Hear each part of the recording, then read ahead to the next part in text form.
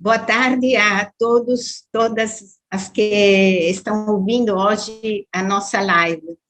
Essa live de hoje é dedicada a um tema muito original, muito interessante, que é a questão da comida e bebida na cultura missionária atlântica dos séculos XVI ao século XIX. Portanto, o encontro discute os modos em que os missionários vindo para a América Latina da Europa descreveram em seus escritos, tipo cartas, tratados, informes, os hábitos da alimentação e da bebida dos povos latino-americanos. Temos o prazer de ter um palestrante especial hoje conosco, o professor Claudio Ferlan, é um historiador italiano do Instituto Histórico Italo-Germânico, que, porém, falará em espanhol para facilitar a compreensão. E o professor Claudio Ferlan é justamente um especialista nessa área.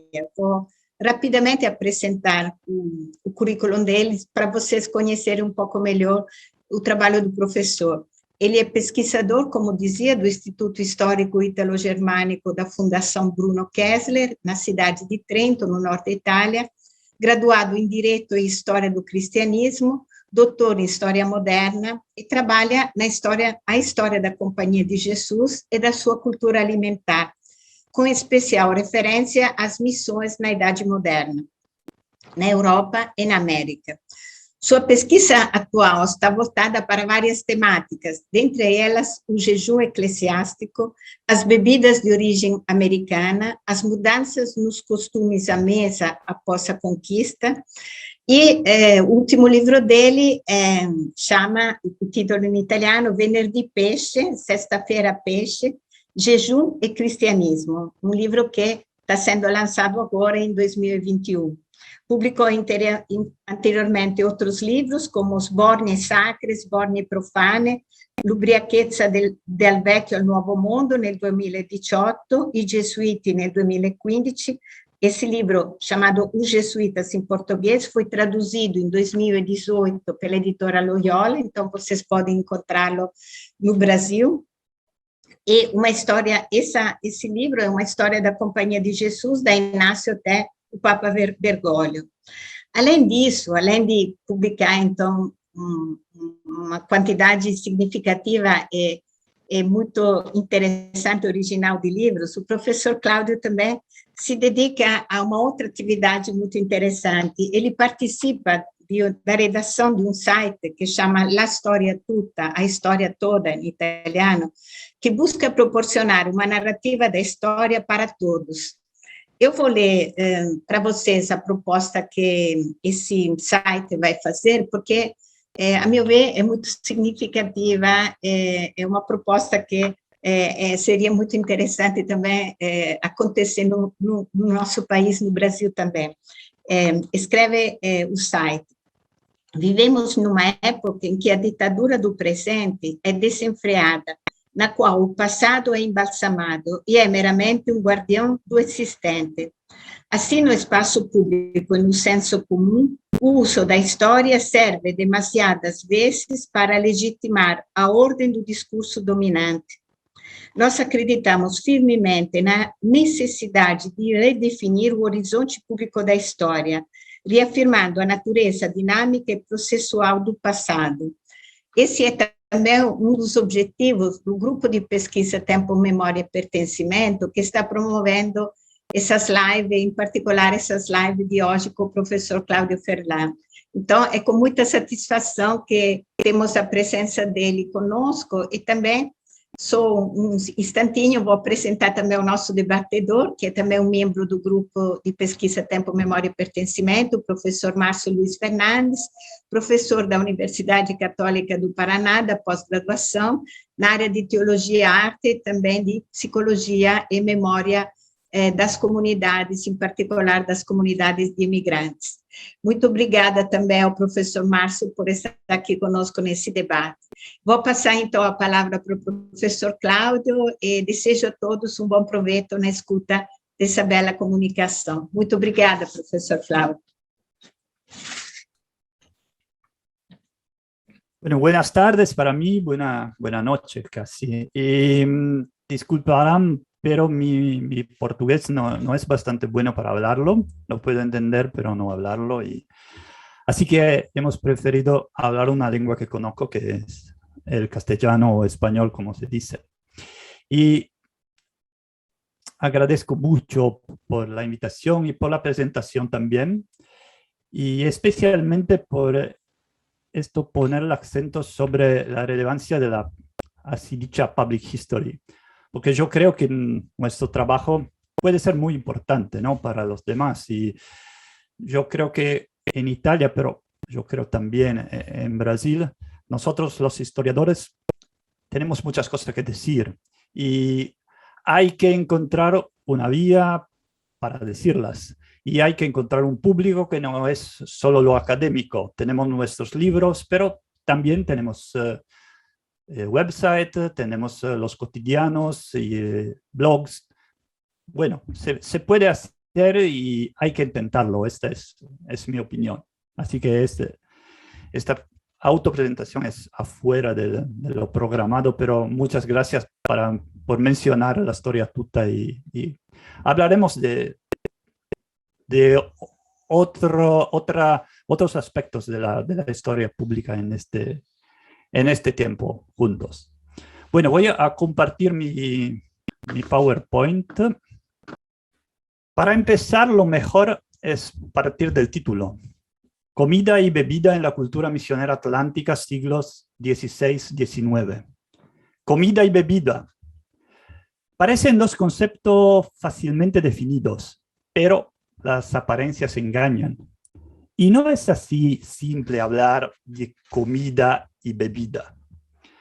Para los europeos que desembarcaron en las orillas de lo que llamaron el Nuevo Mundo, todo era nuevo.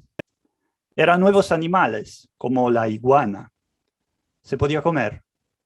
Eran nuevas bebidas o comidas, como el chocolate o la yerba mate. Así que comida y bebida no siempre son comida y bebida para todos. Lo son para europeos y no para indígenas, por ejemplo. Cultura misionera. Aquí hay un punto fundamental, en mi opinión de historiador. Un punto fundamental para definir la cultura misionera desde la mirada del misionero es la relación del desequilibrio. El conquistador, el evangelizador, el colonizador, tienen una presunción, la presunción de saber lo que está bien y lo que está mal. Y quieren enseñarlo a los nativos, a menudo a cualquier precio. Eso también puede verse en los hábitos diarios del comer y del beber.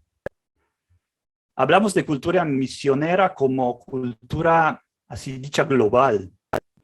Hay Europa, hay Indias internas, así la llaman en Europa, las misiones en las campañas europeas, hay Asia en este tiempo, ¿no? Y pues Atlántica, hay un océano, ¿no? Y hay un océano por definir. Un océano que no es solo un canal de comunicación de ideas y personas entre Europa y América del Sur, sino que también hay África y hay América del Norte. Y las conexiones entre mundos que son muy diferentes no eran ciertamente insignificantes en la época que tratamos.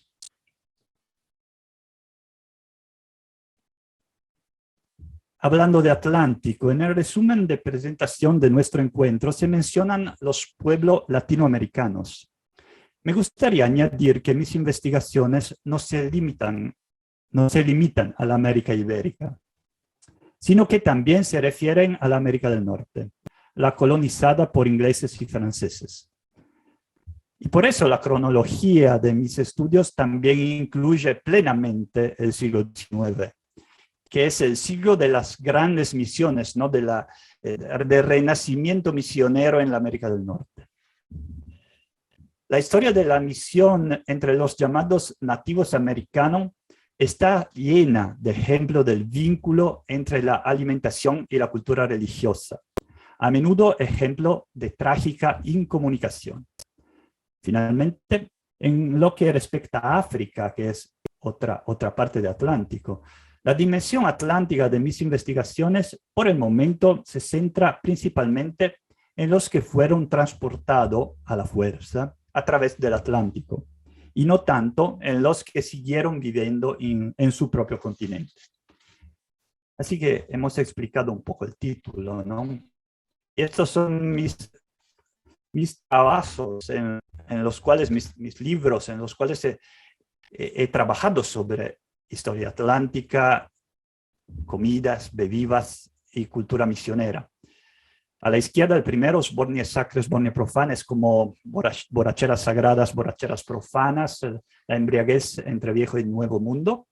Es una historia norte y suramericana, pero es la historia de cómo los europeos vieron a las borracheras, y hablaremos de este. A la derecha es el último libro que publiqué, es dedicado más, es un poco más europeo, pero de largo periodo, ayuno y cristianismo, desde fuentes evangélicas hasta el 2020. Y al centro es mi único libro disponible en Brasil, que es, como ya he mencionado, una historia bastante breve, son como 180 páginas en la versión italiana de la Compañía de Jesús, desde Ignacio hasta Bergoglio. Bueno, vamos a hablar de bebida, y en particular de la borrachera, como concepto bien adecuado para representar una cuestión de historia atlántica, ¿no? Ya lo mencioné, entendida como traslado de saberes entre dos mundos. Hay como un título por este razonamiento, y el título es una memoria. Esta es la memoria. El misionero inglés John Eckevelder, miembro de la Iglesia Morava, estuvo activo, lo pueden ver, a finales del siglo XVIII y principios del XIX, en estados como Pensilvania y Ohio, en la costa este de Estados Unidos. Durante su labor misionera, cuenta, conoció a un indígena en la ciudad de Pittsburgh. Le preguntó, ¿quién eres tú? Y la respuesta del indígena fue, soy Blackfish, una persona inteligente cuando estoy en casa entre mi gente, pero cuando estoy aquí con vosotros, los blancos, no soy más que un puerco. A hog es en inglés. El abuso del alcohol le había deshumanizado. El mismo Blackfish estaba convencido de ello. Había hecho suyas las convicciones de los misioneros cristianos. ¿Cómo se ha llegado hasta allí? Los primeros europeos que llegaron a la región mexicana eran militares, eran políticos y eran religiosos, dejaron evidencias bastante repetitivas del consumo de alcohol por parte de los indígenas, que los europeos retrataron como frecuente, incontrolado y ritual. Frecuente, incontrolado y ritual. Por ejemplo, el cronista crió, el PowerPoint sirve para mostrar unas pocas de mis fuentes. Así que decirlo es difícil y, a memorizar y a tomar apuntes, pero al verlo se puede escribir muy fácil, ¿no? Regresamos a Juan Suárez de Peralta, vivido en estos años, ¿no? Entre 1500 y 1600. Describe las costumbres de la población indígena de México hacia 1589 de la siguiente manera. No es una cita, pero casi. No creo que haya nación en el mundo que se emborrache tanto. Pues no beben solo para satisfacer su gusto y sed, sino que lo hacen hasta caer. Cuando no pueden seguir bebiendo, se meten los dedos en la boca y rechazan lo que han bebido, volviendo a beber hasta que caen repentinamente. Caer y volver a beber. Esta descripción está tan alejada de las descripciones europeas. No, en absoluto no. Parece una descripción de las fiestas romanas de la Edad Imperial. Volveremos sobre este punto.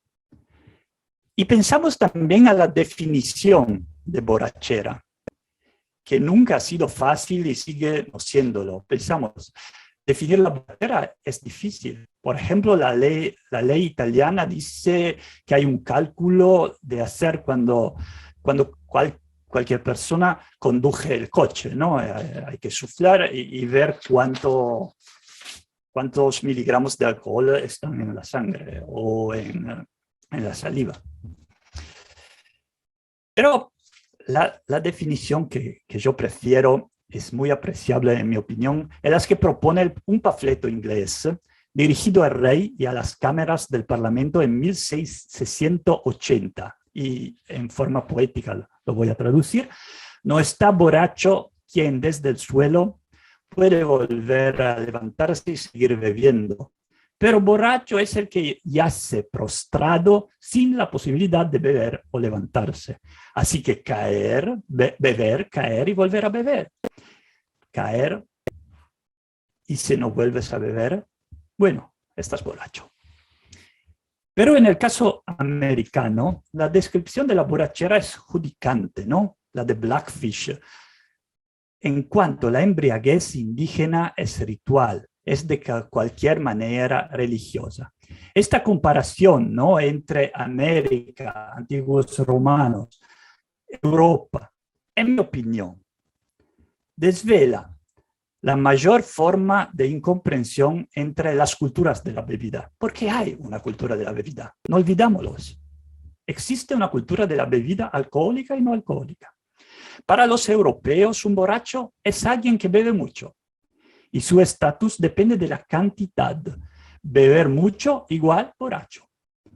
Para los europeos. Para las culturas indígenas, y me refiero aquí especialmente a los aztecas e incas, un borracho no es alguien que bebe mucho, mas es alguien que bebe cuando no debe hacerlo. Su estado depende del momento, de la ocasión. No es una cuestión de cantidad, sino de calidad. No cuánto, sino cómo. Beber en el tiempo equivocado, igual borracho. Beber mucho no es igual borracho. Bueno, ahora necesitamos ejemplo para aclararnos y para explicar un poco este concepto, ¿no?, de la diferencia entre borrachera europea y borrachera, llamámosla suramericana o la iberoamericana mejor. Vamos a México. Empezamos por una condena católica de los rituales mexicanos.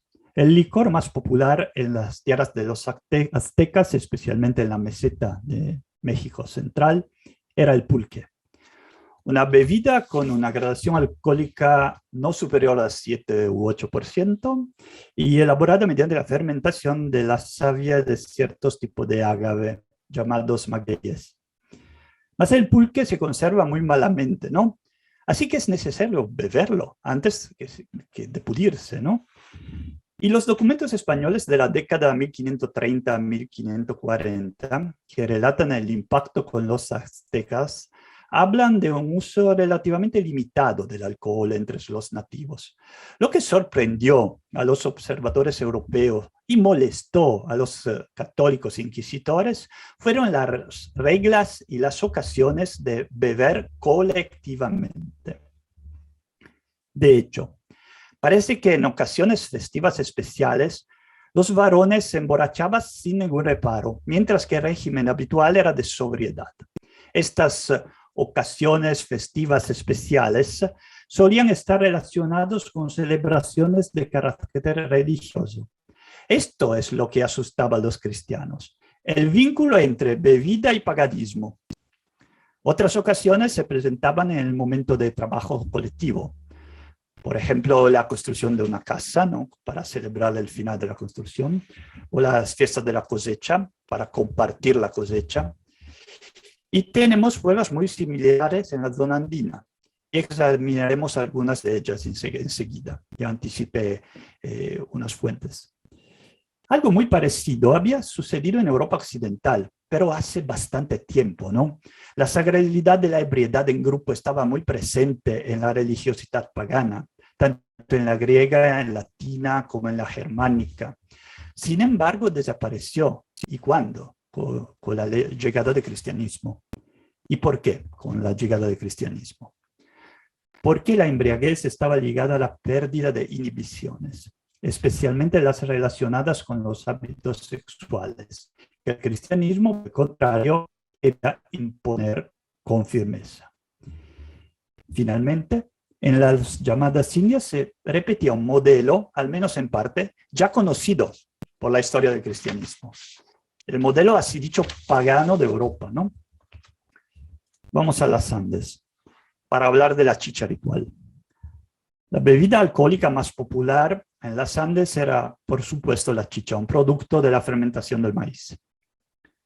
Limitémonos aquí al asua, como era en Perú, en Chile la llamaban perper, un tipo de chicha producida por la evolución de la harina de maíz, cuyo proceso de fermentación era ayudado por la masticación y la saliva. Las protagonistas de este proceso eran las mujeres que la cultura cristiana podría definir consagradas. Se llamaban mamaconas y estaban organizadas según una estricta jerarquía. Esposas del sol, primer lugar. Esposas de los jefes, segundo lugar.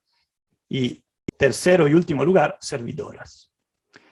La chicha preparada por las mamaconas estaba destinada al consumo ritual para el inca, para los sacerdotes y para las ofrendas a los dioses.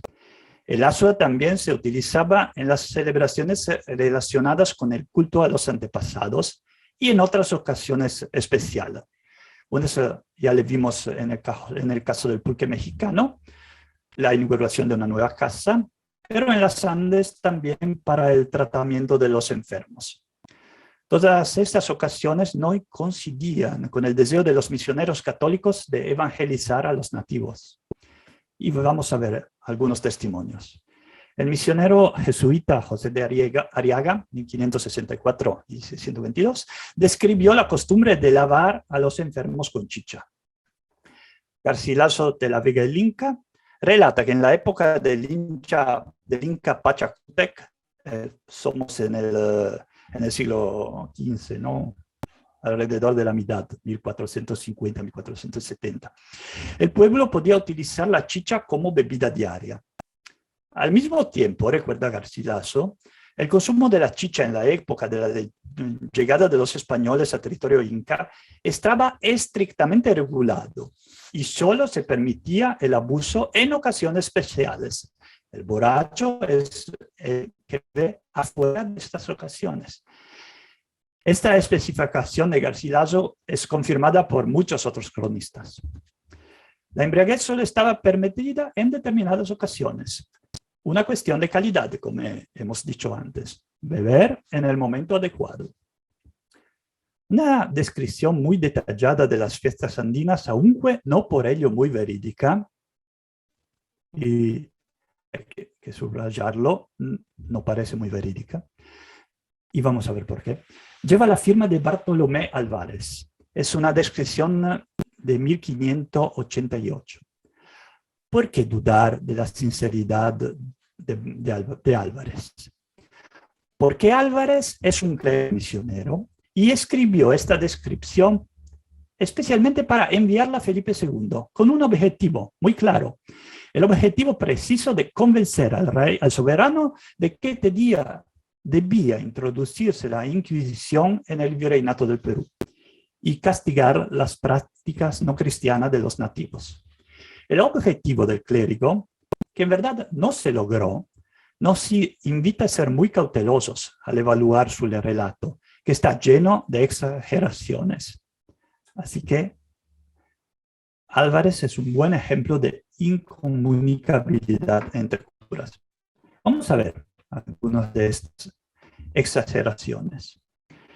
Álvarez relató principalmente las fiestas en el pueblo andino de Aullagas, hoy Pampaullaga en Bolivia, y en los alrededores. Estamos en la jurisdicción de Charcas, cuya ciudad principal era La Plata y la actual Sucre. Dadas las coordenadas, pasemos a los hechos, presuntos o reales. En las fiestas idolátricas son palabras de Álvarez, los nativos bailaban y se animaban, ahora cito, como sucios puercos, algunos vomitando y otros apareándose con mujeres dispuestas que también estaban borrachas. Así que hay borrachera femenina y borrachera masculina. Los que no encontraban ninguna mujer cerca, escribe Álvarez, buscaban a alguien con quien aparearse como si fueran animales. Las mujeres aceptaban sin remisión, sin importarles, y es otra cita, si el hombre cercano era marido, hijo, pariente o desconocido. En definitiva, Álvarez describió una realidad destinada a convencer sus lectores, y en particular Felipe II, que estos borrachos estaban más cerca del mundo animal que el humano. Relatos como el de Álvarez, y tenemos otros similares, extremos, de la pluma de autores muy famosos como Garcilaso, José de Acosta, muestran la incapacidad y falta de voluntad de los evangelizadores para entender las costumbres de una civilización totalmente diferente de la suya. Es muy probable, de hecho, que los comportamientos ligados a los rituales aztecas y andinos fueran aceptados en su cultura como válvula de escape de los instintos y no así exagerados, ¿no? como escribió Álvarez. Habían borracheras colectivas y constituían momentos de licencia en los que era posible comportarse de forma extraordinaria, en contra de las reglas normales de la vida social. Esto también nos lo enseña la antropología, que es una compañera de viaje indispensable de la historia y del historiador en el estudio de la embriaguez. La conexión entre la borrachera y las costumbres sexuales es muy reforzada en la cuenta de los cronistas, porque hace estupor, ¿no? Hay que convencer al lector que estos son animales y hacen así. Bueno, aquí se concluye la primera parte de mi charla. Porque después de haber bebido es tiempo de comer, ¿no? Es un poco un contrario, pero hemos bebido, ahora comemos. Y hablaré de ayuno cristiano, y ayuno católico en particular, porque ayuno cristiano es un buen concepto, pero hasta Lutero, porque después de su Lutero el ayuno es solamente católico. Bueno, es un pedazo de historia europea. La Iglesia Católica pretendía combatir las desviaciones de su moral en cada lugar. Regresamos a América. ¿Y cómo combatirlo? Mediante la catequesis, por supuesto, mediante la predicación, sino también mediante la imposición canónica de un comportamiento sobrio y moderado, entre los que se incluye, por supuesto, el ayuno. Para introducir el tema, leemos las palabras de un médico español, Juan de Cárdenas. Oh, disculpen, estaba Álvarez, lo olvidé. Y ahora es Juan de Cárdenas, el protagonista de nuestra cuenta. Cárdenas explicó cómo la introducción del ayuno cristiano en tierras andinas perseguía tres objetivos. Primero, el hombre y la mujer debían sufrir hambre y sed como penitencia por sus pecados. Bueno, es la bienvenida, ¿no? La bienvenida del canonista católico que dice a los nuevos convertidos, a los nuevos cristianos, o los catecúmenes, bueno, sufre, debes sufrir. Segundo, las privaciones no debían ser perjudiciales para la salud del cuerpo y por tanto la ley, apoyada en la teología, debía dictar las excepciones. Sufrir sí, pero no demasiado. Y esta es una dialéctica muy, muy presente, ¿no? Dictar una regla fuerte, pero bueno, manejarla entre muchas excepciones, y bueno, los viejos, los abuelitos no necesitan ayunar, los jóvenes no necesitan, los que trabajan de manera pesada no necesitan ayunar. Y este es lo mismo en Europa, ¿no? Bueno, tercer objetivo, según la pluma de Cárdenas, el ardor y la fuerza de la carne y la sexualidad debían ser reprimidos mediante la privación. La abstinencia de comida y bebida debilitaba el apetito sexual, ayudando a las mujeres y a los hombres a encontrar el estado de ánimo adecuado para acercarse a Dios. Prima las mujeres y después los hombres, porque el peligro, en la opinión de los canonistas, llegaba casi siempre de las mujeres, ¿no? Y me permitan un momento definitorio. Nos preguntamos, bueno, hablamos de ayuno, ¿ma qué es el ayuno? ¿Qué es el ayuno cristiano? Y verán que me gustan mucho las definiciones. Empecé por definir mi título y ahora voy a definir ayuno. Pero creo que definir es importante, ¿no? Porque compartimos conceptos, compartimos palabras, pero necesitamos compartir algo que conocemos. Y puede ser demasiado volver sobre definiciones, pero en mi opinión no, me dirán. Las definiciones antiguas propias de la Iglesia de los Apóstoles nos describen el ayuno como la abstención de cada alimento por un tiempo determinado, motivada habitualmente por razones religiosas. Hablamos de ayuno cristiano, ¿no? Con el pasar de los siglos, este tiempo determinado se fijó en una práctica, la de comer solo una vez en el día, en un horario bien especificado. No es muy diferente el ayuno cristiano de Ramadán. La regla es muy parecida. Y hay otro término, que es el término abstinencia, que no se remite a la eliminación de comidas específicas en la dieta, y en particular de las consideradas más nutritivas, como la carne o el vino. Pero es la carne, ¿no? La carne terrestre, no de pescado. ¿Y por qué se ayuna? Hemos leído Juan de Cárdenas, ¿no? Los objetivos hay que sufrir. Pero siglos antes, Santo Tomás escribió que el ayuno purga la mente, conforta los sentidos, somete la carne al espíritu, hace el corazón contrito y humillado, dispersa las nieblas de la concupiscencia, extingue los ardores de la libido y enciende la vera luz de la castidad. El ayuno hace casi todo, ¿no? En la opinión de Santo Tomás. Aunque si las fuentes no siempre coinciden, tenemos testimonio de costumbres de ayuno vinculados con las religiones autóctonas en México, como en Perú y en Paraguay.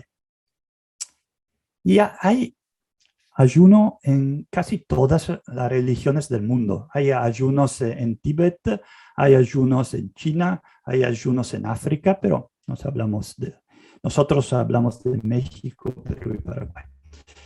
Hablando de la civilidad inca y de los cultos al sol promovidos por el Inca Tupac Yupanqui, aproximadamente somos a la mitad del 1400, ya lo mencionamos, el cronista Juan de Betanzos, que es, disculpen, a la derecha, nos transmite la información que el rey ordenó a sus súbditos no comer ni cocinar carne o pescado durante el tiempo en el que el sol esplendía en cielo.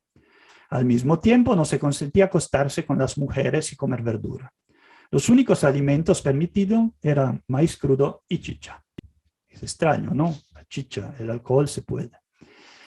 Porque es extraño en los ojos de los misioneros europeos, ¿no? Es algo de sagrado.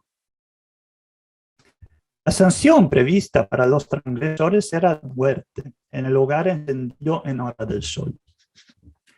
Juan de Santa Cruz Pachacuti, ¿no? Un trabajo pues, hecho con la ayuda del licenciado Fernando de Santillán, añade que los señores y los sacerdotes ayunaban, lo cual pasaba normalmente en casos cuales sequías, pestilencias o epidemias. Así que ayunar para pedir algo, ¿no? Ellos estaban 5 días evitando comer el omnipresente allí, sin beber chicha en este caso, y sin acostarse con sus mujeres, siempre. Ayunos rituales están testimoniados en relación con las ya mencionadas mamaconas, las sacerdotisas de la chicha. Sacerdotisas es lenguaje europeo, ¿no? Son mamaconas, devotas al culto del sol. Y también para los tarpuntaes, que son figuras religiosas vinculadas siempre chicha, solamente podían tomar durante las ceremonias, en particular aquellas establecidas para establecer alianzas. Y también José de Acosta nos cuenta de los sacerdotes de México que eran acostumbrados a ayunar durante 5 o 10 días antes de las fiestas principales, ¿no? ¿Por qué se ayunaba, no? Y aquí la ayuda de la antropología. Es muy probable que las frecuentes privaciones fuesen destinadas a equilibrar la alimentación, facilitando la desintoxicación del organismo a través de la eliminación de alimentos que en exceso podían causar disfunciones digestivas. Esa, como la, no sé si alguien, creo que sí lo conoce, pero el magnífico trabajo de Marvin Harris, el antropólogo americano, sobre la cuestión de la comer o no las vacas en India. Y buscar las razones como naturales, climáticas, de costumbre, de historia de la alimentación, para decisiones que parecen de toda manera religiosas, pero no son de toda manera religiosas. Volvemos a ayunos iberoamericanos, a estos ayunos iberoamericanos. A los ojos de los misioneros parecía existir una asociación bastante peligrosa entre particulares sobriedades alimentarias y la permanencia de creencias antiguas. Temiendo que los naturales vinieran a asociar sus experiencias tradicionales con el ayuno eclesiástico, los predicadores les recordaron que las ceremonias nativas eran un homenaje al diablo. Es un ejemplo de traducción conceptual, ¿no? Que puede significar para un inca homenaje al diablo. Otra enseñanza: estos ayunos no tienen nada que ver con las prescripciones canónicas. Y hay una... No me recuerdo cuál es la fuente, pero recuerdo el contenido de la fuente. Y hay un relato, ¿no? de un llamámoslo sacerdote inca, que dice ¿cómo?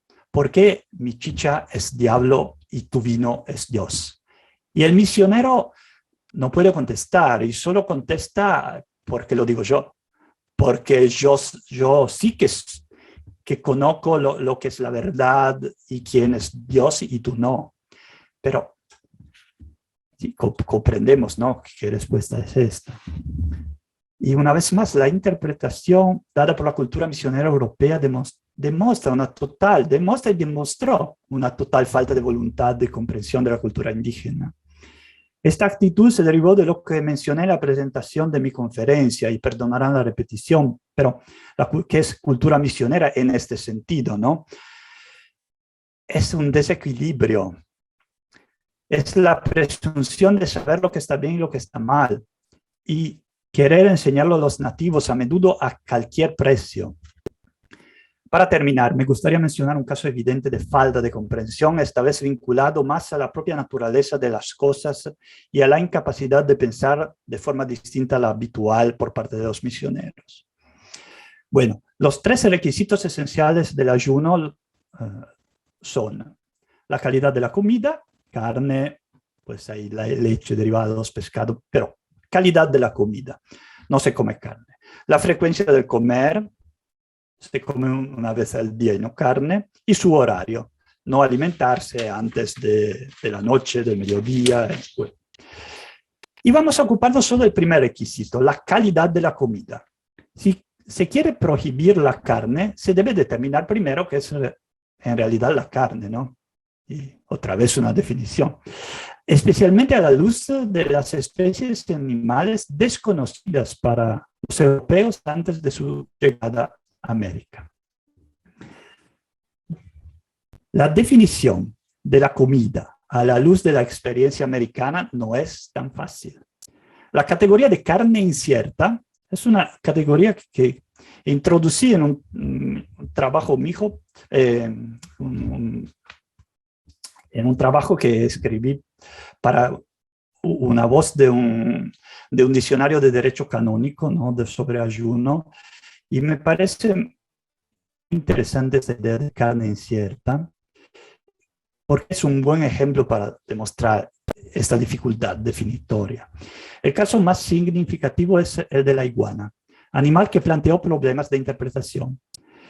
Pedro Mártir de Anglería escribió que una vez pasada la sospecha con respecto a un animal por fuera extremadamente repugnante, los españoles pronto se pusieron golosos de su sabrosa carne. Los mismos colonos atribuyeron al reptil la califica de animal acuático en un primer lugar, lo que lo hizo automáticamente comestible, ¿no? En los días sancionados por la Iglesia Católica como días de ayuno. En su Historia Natural y Moral de las Indias, José de Acosta también sentenció la bondad de la carne del reptil, añadiendo: su vista es asquerosa, pues parecen puros lagartos de España, ¿no? Así que hay siempre que hacer una comparación entre un animal de España y un animal de Andes o de Océano Pacífico en este caso. Aunque estos son de género ambiguo, los iguanas, porque andan en agua y salen hacia tierra y súbense en árboles, y lanzándose de allí al agua las cogen poniéndoles debajo de los barcos. Y sin embargo hay que señalar que Acosta era un amante de la buena mesa, no un hombre con sobrepesos, diríamos hoy, y no siempre capaz de no caer en algún pecado de gula. Así que sentenció que sí, que la iguana se puede comer también al viernes y también en Cuaresma. Y la iguana le gustó muchísimo a Acosta. El obispo de Quito, Alonso de la Peña Montenegro, ¿no? Somos en el siglo XVII, hizo suya la conclusión de los glotones españoles a los que se refería Pedro Mártir. Existe una dificultad definitoria, dice, dado que las iguanas unas veces parecen acuátiles, otras terrestres, comúnmente se hallan en la tierra y a veces muy lejos de las aguas, en las espesuras más remotas de los montes, es una cita, y así se duda si es acuátil o terrestre. Pero la costumbre y las autoridades de canonistas y teólogos ilustres, como Reginaldo, Acosta, Peña Montenegro, sugirieron resolver el asunto concluyendo afirmativamente: las iguanas sí son animales de agua, se pueden comer. Empecé por un ejemplo norteamericano, ¿no? Si se recuerdan, el del indio Blackfish. I'm a hog, no only a hog. Yo soy solamente un puerco cuando estoy con vosotros los blancos, pero entre mi gente soy un hombre inteligente. Y quisiera concluir de la misma manera, ¿no? Es un poco simbólico para decir que me interesa mucho la conexión entre las dos Américas y entre largos tiempos. Y voy a mencionar esta vez un debate franco-canadiense. Entre los problemas vinculados a la fauna americana hay que agregar el último ejemplo de carne incierta y un debate de Nueva Francia, donde la necesidad de nutrirse con los productos de la caza indujo a la Facultad Teológica de París, no un misionero solitario o sospechado de ser un poco glotón, no, la Facultad Teológica de París, que declaró el castor jurídicamente un pez, porque vive en el agua, así que los misioneros tenían que cazar el castor y bueno, y si hay que comer castor el viernes, y que comen castor el viernes, y lo dice la Facultad Teológica de París. Es una carne incierta y no la conozco, pero puede ser que sea buena, no lo sé. Y muchas gracias por escucharme y espero ahora sus preguntas y un debate y viva la historia, ¿no? Última cosa, he hablado de de mi trabajo como public historian. Y en primer lugar, hay esta, que es en español, esta voz que ya mencioné de ayuno eclesiástico, es acceso libre en el Internet. Estoy trabajando muy bien con un grupo de investigación del Max Planck Institute for European Legal History en Frankfurt am Main, y estamos haciendo un enorme trabajo para definir muchos conceptos de historia del derecho canónico, y todo está libre, en acceso libre. Por mi parte, hay un blog, claudiofoodhistorywordpress.com. Normalmente yo escribo en italiano. Estoy en Twitter, estoy en Facebook, estoy en LinkedIn. Y pues hay un podcast. En el podcast, junto con mi amigo y colega Enrico Valseriati, entrevistamos en italiano a colegas sobre el trabajo del historiador. Muy simplemente, ¿qué es el trabajo del historiador y cómo se puede hacer porque este trabajo no sea encerrado en los palacios de la universidad o de las instituciones de investigación, y cómo la historia puede ser parte relevante e importante del debate cotidiano, en los cotidianos, por supuesto, en la radiofonía, en la televisión. Intentamos, ¿no? Y lo repito, viva la historia y muchas gracias. Muito obrigado, professor Cláudio, por essa belíssima palestra que também desperta a nossa curiosidade e com certeza também vai alimentar as visitas e no site, no blog, no podcast, para continuar esse belo diálogo. E é interessante essa relação mesmo da história com o cotidiano, inclusive na escola mesmo, de um tema como esse, né, da bebida e da comida, que é algo muito cotidiano na vida de todos, né? E antes de passar a palavra para o professor Márcio, que vai iniciar o debate, eu me esqueci de dizer no começo que é possível fazer perguntas ao professor Cláudio, mandando um e-mail para o endereço ia responde@usp.br. Então, vocês podem encaminhar as perguntas para o professor Cláudio, nós vamos receber essas perguntas e passá-las ao professor que vai poder responder. Passo agora a palavra ao professor Márcio, que vai iniciar o debate. Muito obrigada também, professor Márcio. Obrigado, professor Cláudio, um prazer estar juntos, professora Marina. Obrigado pela sua presença no nosso meio, no grupo, né, coordenando o grupo de pesquisa, né? E ao professor Cláudio, queria dizer desde já os meus parabéns, né, por essa belíssima exposição, e a exposição deixando a gente curioso com estas fontes, estes livros que contêm, né, uma documentação especial para a história, mas, ao mesmo tempo, nos instiga a perceber esse caminho, essa sua incursão por examinar essa história da alimentação e da bebida, e mais, fazendo uma tessitura, né, tecendo e conectando os mundos, como o senhor disse, do norte e sul, e tendo aí o Atlântico como um paradigma. Me impressionou esta maneira de recorte, esta forma como o senhor faz o recorte nas suas pesquisas. E queria indagar, num primeiro momento, como nasceu esta sua curiosidade por esses temas. Como o senhor foi provocado a se inserir nestes temas? Porque vejo também na sua fala conexões entre a história, a teologia, o direito canônico, né? E então a curiosidade primeiro é um pouco autobiográfica de como chegou a estes temas e como eles repercutiam, tinham ressonância na sua particular formação, né? Porque aqui a gente também quer ajudar a todos a se interessar pela história.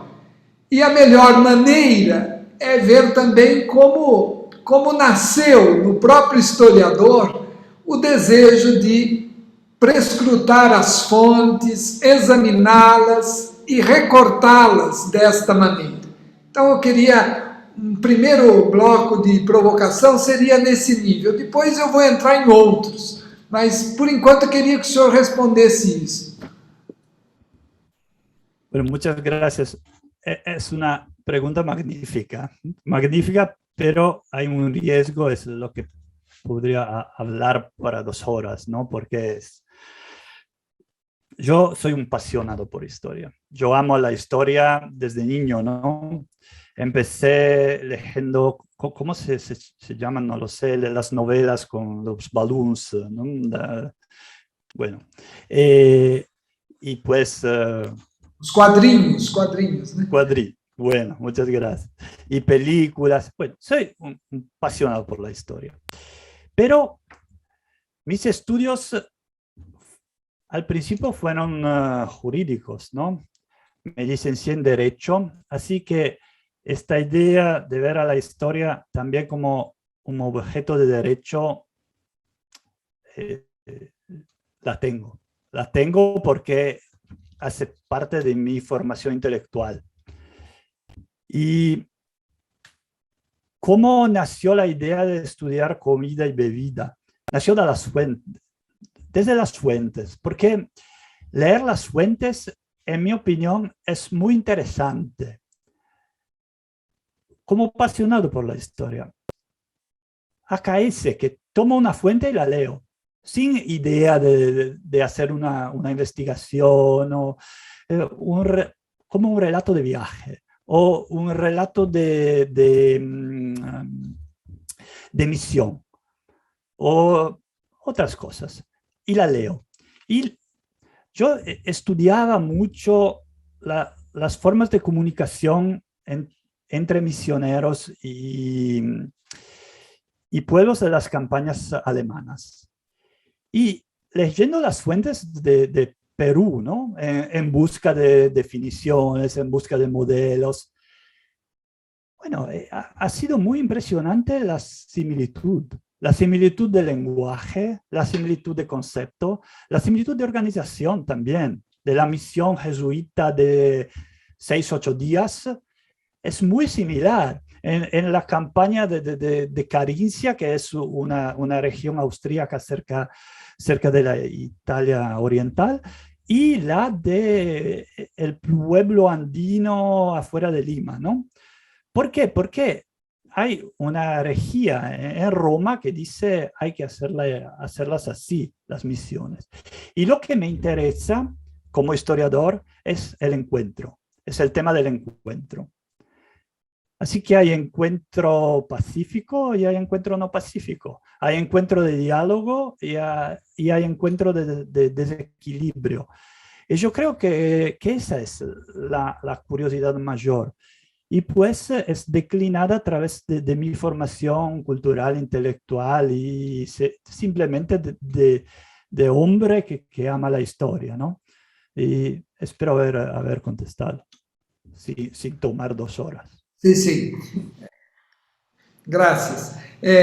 Creio que também é muito oportuno aqui a discussão, porque esta questão do embriagar-se, né, de estar embriagado, de estar tomado pelo álcool, uso do álcool, e a tentativa deste controle, né, que vinha também por parte dos missionários. E o quanto isso está ainda permanente, né, nas discussões de várias festas religiosas, populares, nas culturas, em todas elas praticamente, né, o quanto isso é permanente. O que me impressiona quando o senhor apresentava esta cultura, a cultura da bebida, no confronto entre o quanto e o como beber, e o confronto, olha, nós, europeus, e as culturas andinas ou as culturas latinos, né, americanas, como concebiam de maneiras diferentes. Agora, quando se registra isso, quando os próprios missionários registram isso em documentos, você acha que é possível afirmar que eles registram a compreensão que os indígenas tinham da bebida e da comida, ou isso já estava ajuizado ou retirado e se colocava a ideia que eles tinham sobre comidas e bebidas? Se entrevê a autocompreensão destas culturas andinas e indígenas, no norte e no sul, sobre o uso da bebida em particular, e a compreensão que eles tinham, a autocompreensão deles, porque isso me parece um ponto interessante, porque as fontes podem, nesse caso, aquelas que estão documentadas e escritas, fazer-nos nos dar a possibilidade de compreender o que eles não, por exemplo, os indígenas não registraram, e termos acesso a essa compreensão deles, né? Tirando todos os outros, as arestas ou interpolações que são dos próprios missionários ou dos europeus, nesse caso, né? Não sei se deu para compreender, mas em resumo seria esta contraposição das duas visões, se é possível destacar aquilo que é europeu e aquilo que é da cultura própria latino-americana, nesse caso, ou andina, né, indígena. Y me parece que comprendo portugués. Vamos a ver si contestando es verdad. Primera cosa, en mi opinión, interesante, que es un poco marginal con respecto a su pregunta, pero quizás no, es la dimensión múltiple de la embriaguez, que la vivimos también hoy. Y voy a contar una pequeña historia personal. Yo nací en un pequeño país de productores y más consumadores de vino, ¿no? Así que la embriaguez, la representación de la embriaguez en mi niñez estaba muy particular porque la embriaguez estaba una vergüenza, pero no demasiado, una vergüenza para los varones, pero no para los jóvenes. Era como un trato de hacer tu camino en tu vida. Hay que vivir la embriaguez. ¿Y por qué es? Espero no sea así extraño de su pregunta. Porque es un poco lo mismo, ¿no? La representación de la embriaguez hay que ser filtrada por el conocimiento de otras cosas. No es solo historia. Y por eso mencioné mucho la antropología. Porque sí, las fuentes nos relatan lo que el europeo piensa, lo que el europeo ve y traduce. La fuente, la crónica, es una traducción. La voz de los indígenas, encontrar la voz del sacerdote, ¿no? Llamarlos sacerdote, ¿no? En latín, ¿qué significa? Es una palabra que no significa nada para la lengua quechua o aymara. Pero es una traducción, no es un sacerdote, es algo diverso, es un jefe del pueblo, es un hombre vinculado con formas de poder que ya no conozco y, bueno, y otras cosas, ¿no? Así que la fuente traduce y, en mi opinión, muchas crónicas traducen o para un objetivo, como lo de Álvarez, es que decir, bueno, estos son animales, hay que introducir Inquisición. Y no creo, y quizás estoy seguro, que los cronistas y los misioneros estaban un poco tontos y no sabían. Claro que lo sabían, pero escribían por un objetivo, por un público, y nosotros los historiadores tenemos que trabajar y leer muchas fuentes y utilizar esquemas antropológicos y encontrar las diferencias y tenemos que trabajar, tenemos que leer muchas fuentes para comprender la fuente, tenemos que conocer un esquema mental, que es el esquema mental de lo que escribe, tenemos que conocer por qué lo escribe, cuándo lo escribe, en cuál lengua lo escribe. Y bueno, no tendremos la verdad de Leopold von Ranke, ¿no? Pero nos podemos acercarnos al mensaje. Y el mensaje es importante, la enseñanza es importante. Si el cronista, el misionero me escribe en esta cosa un poco extraña, la escribe y esto es un hecho. Y se escribe algo que no es justo, no es totalmente verdadero, es un hecho. Este todavía es un hecho. Y nosotros los historiadores tenemos que conocer los hechos también como son en el pensamiento del cronista que escribe. Y volviendo a la embriaguez, la dimensión pública de la embriaguez es muy importante. Hay una dimensión pública que conocimos en todo el mundo que nos llamamos occidental, porque por lo que estudié, el mundo oriental es muy, muy diferente, así que hablamos de Atlántico. La dimensión pública es presente siempre. Hay una dimensión religiosa pública, una dimensión de camino de la vida, ¿no? Como mencioné en mi experiencia. Hay una dimensión de fiesta, hay una dimensión de olvido, hay la dimensión de renuncia, hay la dimensión de pelea. Tenemos que conocer a esta dimensión pública para comprender. Y regresamos, y voy a concluir esta respuesta, regresamos a la idea del encuentro. La embriaguez, pública o privada, es un lugar de encuentro. Y por eso estoy muy interesado en la embriaguez.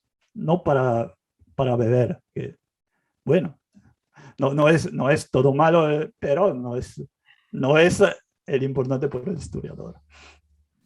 Sim, é muito pertinente tudo isso, porque e outro tópico que impressiona nas tuas investigações é esta particular atenção e até um contraponto, né? O jejum e alimentação e bebidas, né? Então, quer dizer, quando você mostrava o texto de Juan de Cárdenas, né, ali eu fiquei impressionado porque no livro ele aparece como médico, né? Então tem estas funções também aí ligadas à medicina ou ao bem-estar físico, né, da pessoa. Enfim, não sei se tem recomendações médicas ali presentes, mas esse dado dessa mudança com relação ao jejum no âmbito católico, depois de Lutero, né? Eu fiquei pensando, mas o que aconteceu, né, para que pudesse haver uma radical mudança na compreensão a respeito do jejum com determinações ou com com regras que depois têm ressonâncias até no direito ou na moralidade, que aparece na pregação, que aparece na catequese. E então, de alguma forma, essa nova forma do jejum que está descrita, depositada nestes escritos desses autores que você nos fez visualizar, está enredada por preceitos que são religiosos, mas também por uma certa ciência médica, né, entre aspas. E eu ainda acrescentaria uma outra provocação. Será que eles aprenderam também o uso medicinal dos alimentos com as populações e os usos medicinais de remédios por ocasiões de problemas, de doenças, né, causadas inclusive pela ingestão de alimentos ou bebidas, né? E quer dizer, de que maneira também eles recolheram conhecimentos médicos a respeito da alimentação e da bebida com os próprios originais da terra, né? Então, de alguma forma, há um conhecimento a respeito dos fármacos que provém desse encontro, como você sublinha, encontro também desigual, desequilibrado na relação, mas que, por outro lado, revela uma ciência daqueles povos, não? Era um pouco isso, são dois blocos de interpelações que a tua fala me leva a sublinhar aqui para a gente recolher melhor. Sí, entendí bien y me gusta contestar porque trabajé sobre estos dos problemas. El primero en mi libro Venerdì di Pesce, y esperamos traducirlo. Bueno, pero ayuno y medicina.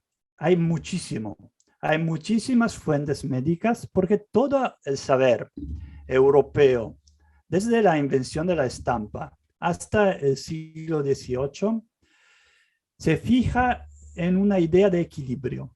Así que cada problema, cada enfermedad tiene su desequilibrio en el cuerpo. Y el equilibrio se puede encontrar a través de la alimentación. Así que hay alimentos fríos, alimentos cálidos, alimentos secos y alimentos grasos.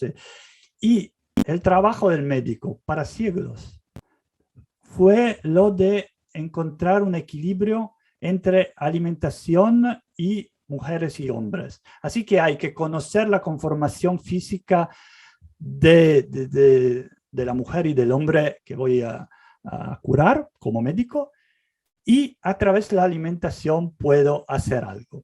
Hay fuentes muy interesantes, por ejemplo, sobre Ignacio de Loyola, que fue un hombre muy malado, ¿no? Que desde su juventud y en el primer tiempo de su conversión hizo terribles ayunos que le causaron problemas hasta el final de su vida. Así que la historia de la medicina habla muchísimo de ayuno.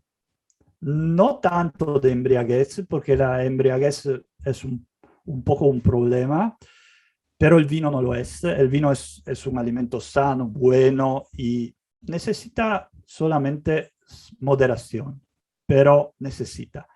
También porque había agua terrible, ¿no? Agua no limpia y sucia, y lo sabemos. Así que sí, bueno, primera parte de la pregunta, sí. Hay muchas cosas interesantes sobre medicina y La mención a Lutero. Lutero dice, el ayuno es bueno, nos sirve el ayuno. Lo que es malo es que la iglesia nos dice cuándo hacerlo.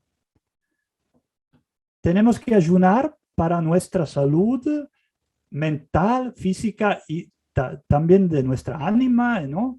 Pero hay que decidirlo solitos cuándo ayunar. No que me lo dice el prelado con la vestido de rojo y me dice hoy es viernes, hay que ayunar. No, el ayuno es como una autoimposición, no imposición, una autorreglamentación. Segundo, conocimientos médicos. Sí, hay muchísimo, hay muchísimo. Y hay mucho en Latinoamérica, por ejemplo, sobre la yerba mate, ¿no? Hay relatos de viaje, relatos a decir el misionero o también el hombre que quiere ganar dinero cultivando yerba mate y dice, estos indígenas van caminando 6 días y sin comer y tienen fuerza. ¿Por qué?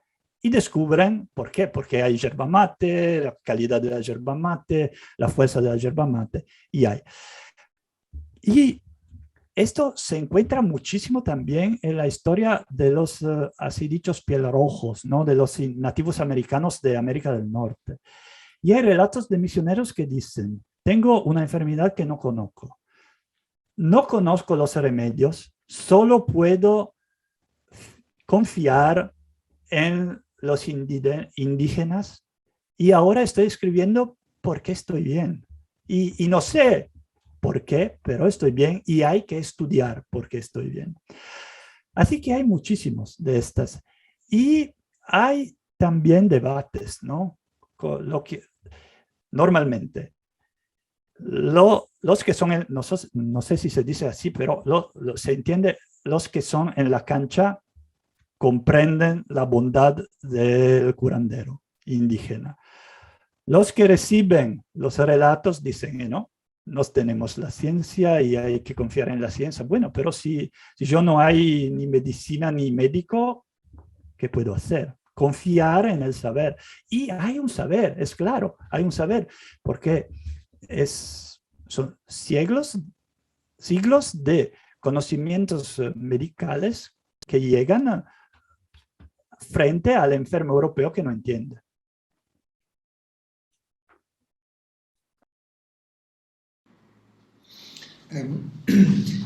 Muito obrigado, muito pertinente esta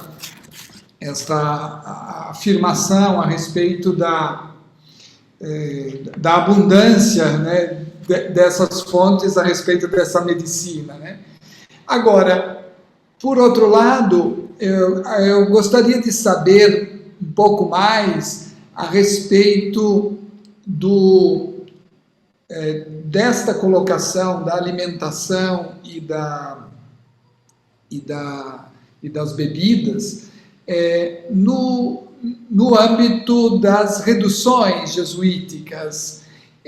Se este âmbito particular dos aldeamentos tinha uma particularidade frente a outros contextos, como esse que você dizia do México, ou aqueles relativos à América do Norte, porque dentro de todo esse sistema dos 30 povos, também todo o arranjo, né, também para alimentar e para sustento destes povos, né, dessas pessoas que estavam aí com o cultivo da erva, o cultivo do gado.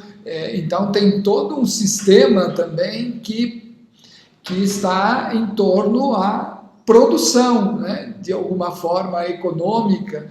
Então queria ver como que você localizaria esta questão dentro dos 30 povos das missões.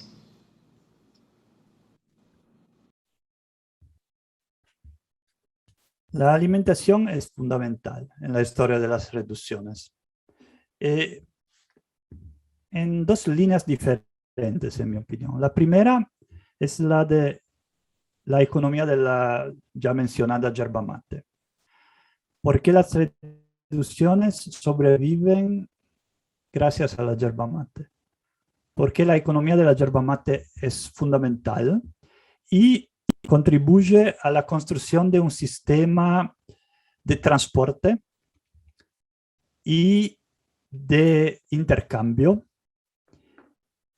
Y el sistema de transporte es importante porque hay carreras y hay carros. Hay que construir algo, hay que comprar vacunas y medios de transporte, ¿no? Y es un sistema construido por los jesuitas entre la red de las 30 reducciones. Y esta es la primera cosa, la yerba mate. Y la yerba mate intentarán también transferirla a Europa sin éxito, ¿no? Porque el gusto europeo es diferente. Y yo creo que sea solamente una cuestión de gusto. Que el chocolate es bueno por el europeo, la yerba mate para mí es buenísima, más que el chocolate, más para los demás no. Para los otros, para muchos otros europeos no. Y esta es la primera línea, que es la yerba mate. ¿Qué es alimentación? Es historia de la alimentación, la historia de la yerba mate. Es economía, es religión, porque hay toda una mitología indígena sobre la yerba mate, así que es religión, es economía, pero es alimentación. Y la segunda línea de investigación, que me parece muy interesante por el concepto de desequilibrio. Las primeras relaciones, no las primeras, pero muchas relaciones hablan, no solo las primeras, hablan de indígenas glotones. Como decir, hay un buey, una vaca, y el misionero regaló la vaca a los indígenas y en un día la comieron toda. Y no pensaron conservar un poco de la vaca por una semana. Bueno, pero tienen hambre. Tienen hambre. Y no son glotones, tienen hambre. Y este es uno de los problemas como el de la borrachera sagrada, ¿no? Y si yo no tengo que comer para 3 días y llega una vaca, yo como la vaca. Y no voy a pensar que ahora y en una semana tendré otra vaca, no. Así que esta capacidad de entender que no es un animal que va a resolver un problema de hambre, pero un sistema, bueno, en las reducciones algo se hizo para resolver este problema. Algo se hizo porque había los animales, había el trabajo con los animales, había la cultivación de yerba mate y de otro, y intentaron resolver el problema del hambre. Y lo lograron, ¿no? De toda manera lo lograron. En este sentido, yo creo que sí, que las reducciones, como casi todo, son historia de la alimentación también. Muito obrigado, professor. Acho que perdi a conexão. Estou aqui.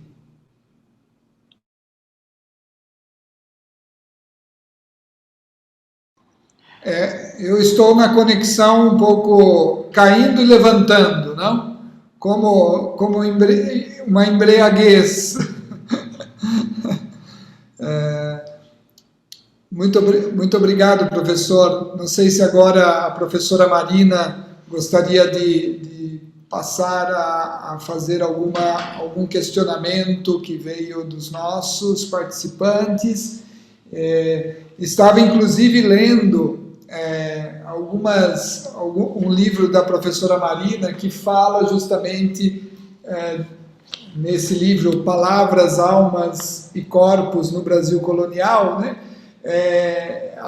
Tem um capítulo no qual a Marina fala da merenda eucarística de um jesuíta, né, chamado Lourenço Craveiro, que fez um sermão sobre esta questão da variedade da comida, do significado do alimento, e muito interessante esse sermão deste jesuíta, e bem como do nosso aqui, Antônio Vieira, que tantas vezes nos sermões pautava estas questões a respeito do alimento, do jejum, da questão que estamos pautando hoje aqui, né? Então, muito obrigado, professor, e passo a palavra à professora Marina.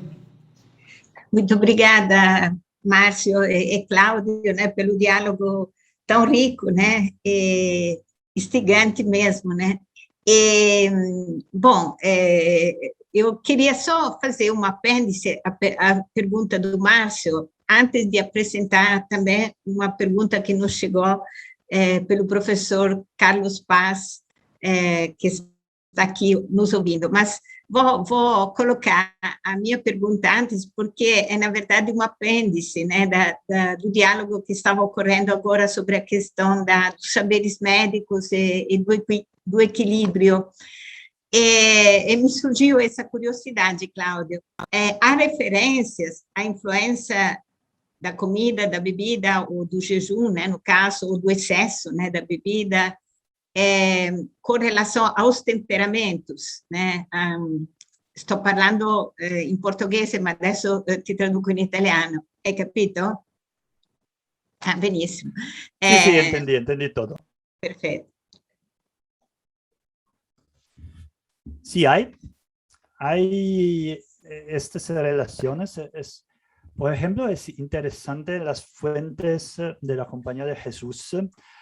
Hay lo que se llama el catálogo trienal, en el que se describe un poco el temperamento del jesuita o del novicio.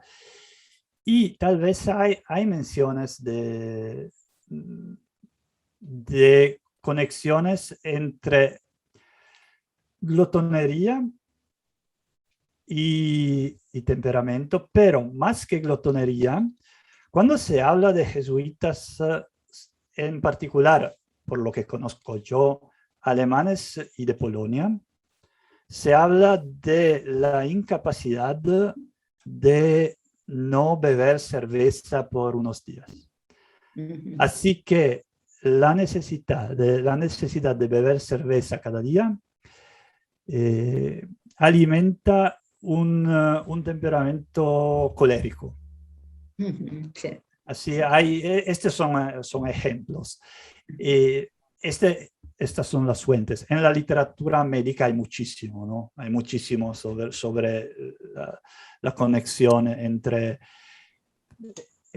alimentación escasa o abundante y el temperamento. Pero hablando de fuentes, lo que puedo decir es este. Muito obrigada, Cláudio. Agora vou passar a traduzir a pergunta do professor Carlos, vou traduzir em italiano para você, depois, eventualmente, retraduzo em português, tá certo? Espero não fazer confusão de línguas. Si es en portugués, puede hacerla en portugués, porque me parece que entiendo. Tá bom, vou fazer um português devagar. Bom, o professor Carlos, antes de mais nada, protagonizou uma live algumas semanas atrás, o professor Carlos Paz, muito rica também, e está aqui nos parabenizando por mais essa live. Muito obrigada também, professor Carlos, por estar aqui presente. E depois ele vai dizer que vai querer felicitar o professor Cláudio pela sua exposição e por presentear para apresentar ao debate o problema das bebedeiras, algo sobre o qual ele também trabalhou há anos. Quero pedir para você se poderia realizar algum comentário a mais sobre a medida em que a bebida da xícara é associada ao consumo de comidas preparadas de modo ritual em determinados contextos. Ou seja,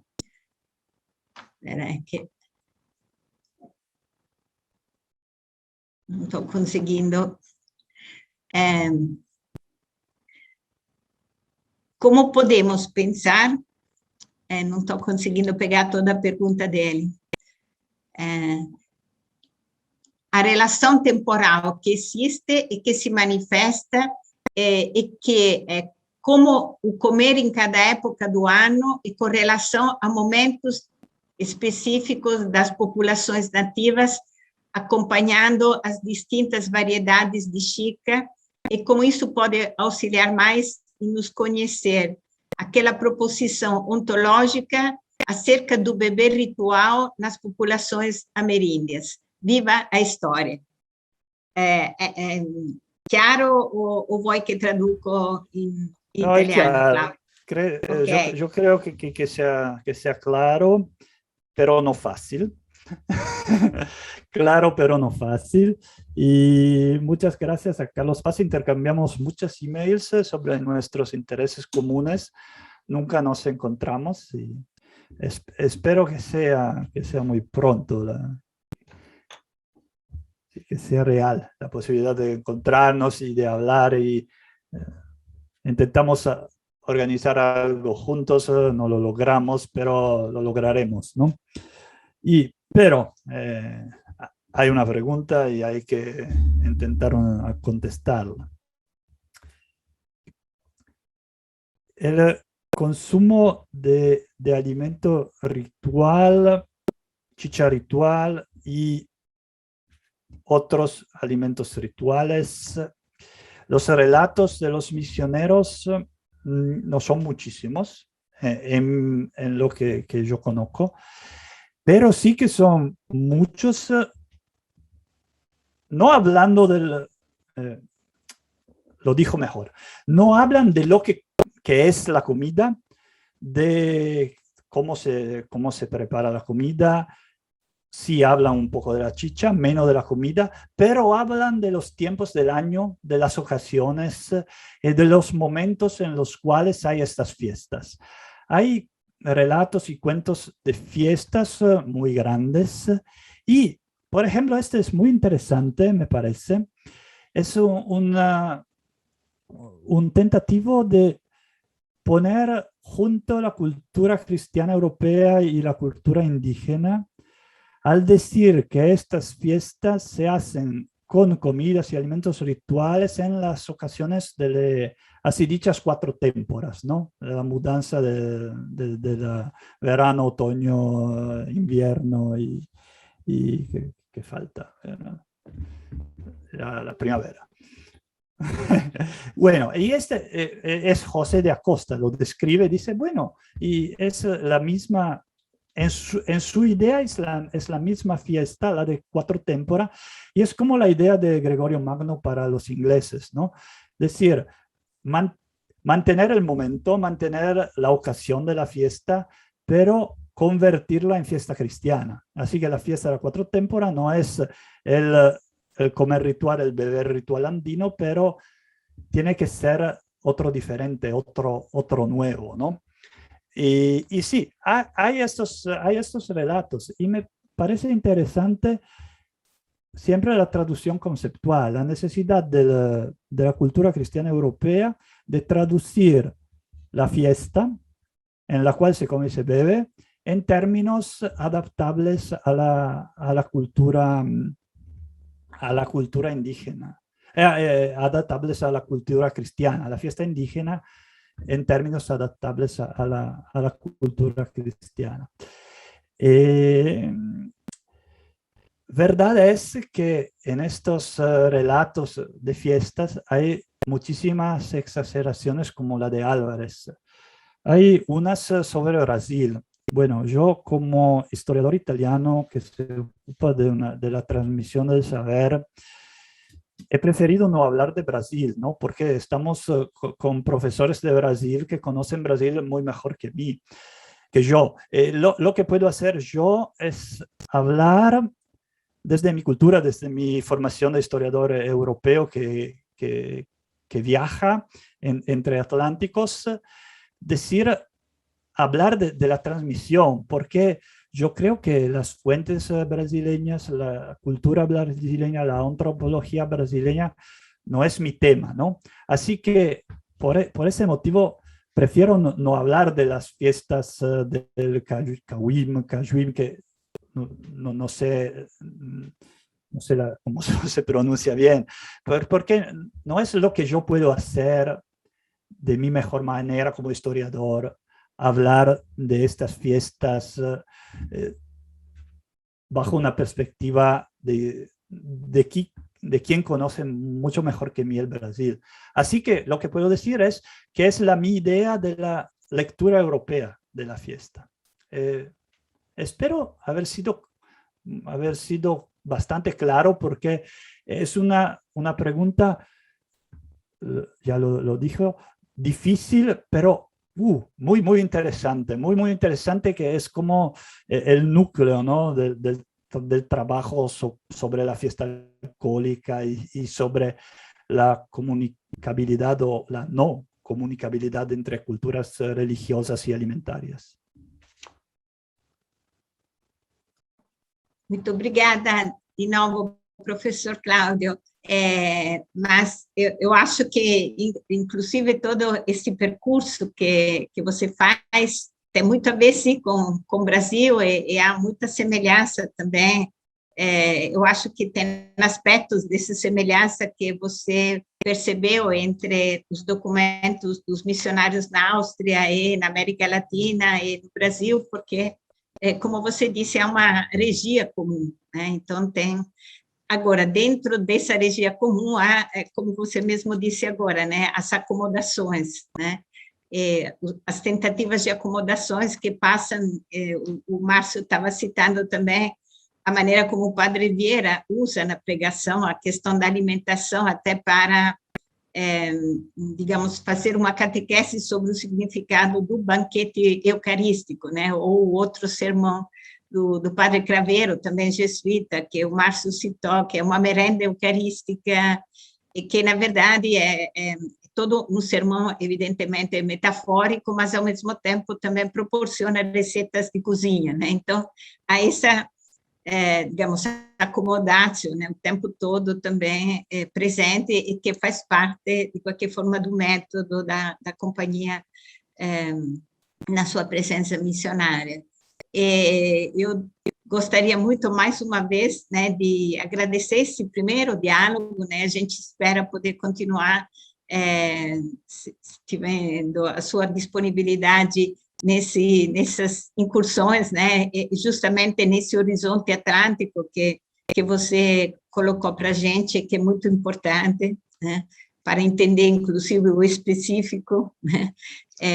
E eu gostaria muito, mais uma vez, de agradecer também a presença do professor Márcio aqui no debate, né, com as suas perguntas, e agradecer também a todo o suporte do Instituto de Estudos Avançados aqui, nos auxiliar na realização dessa live, e dizer que esperamos poder, quem sabe, um dia nos encontrar para um banquete, ou também para uma boa cerveja, porque uma coisa interessante, Cláudio, é que o Brasil produz uma ótima cerveja, né? Um ótimo chopp, né? Que é a cerveja jovem aqui. Então, gostaríamos de convidar você, em presença, passada a pandemia, para saborear a cerveja brasileira.